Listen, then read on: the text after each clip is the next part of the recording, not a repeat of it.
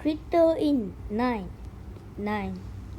After more, the Skiri and their neighbor settled in around the campfire. Anyone, you have a good story to tell? Mama asked, biting into a delicious treat. The more embarrassing and sillier the better, Henry added. I go first. Samson offered. He wiped his mouth to get melted marshmallow off it. When I was a young lamb, I got a piece of bubble gum stuck in my wool. Nothing I did was get it out. Finally, I thought I could fix things by sharing of my own wool. When I was done, everything was a sticky, unbeaten mess. We all make mistakes, Lila said kindly, trying to make him feel better. Did I mention was right before picture day at school? Samson shook his head and smiled. Everyone laughed. What did you do? Martin asked. Luckily, Spike's dad was a barber in town, so he came over and gave me a trim. I ended up looking great.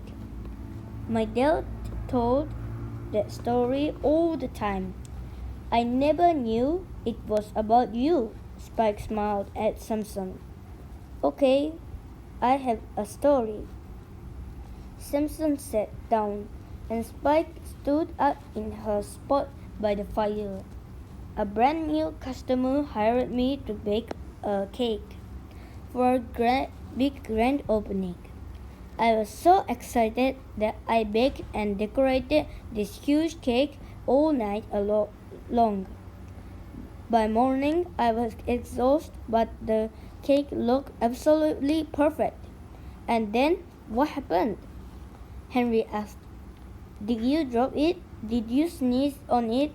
Worse, I delivered the cake, but when I returned to my bakery and was cleaning up, I realized that I had accidentally used salt instead of sugar in the frosting. The crowd laughed. I'd still eat it, Henry said.